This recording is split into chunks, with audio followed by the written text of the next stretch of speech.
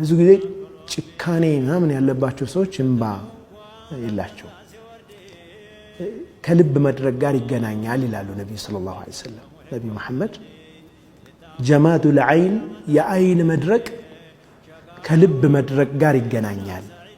አንድ ሰው ልቡ ደረቅ ከሆነ እንባ ይወጣው።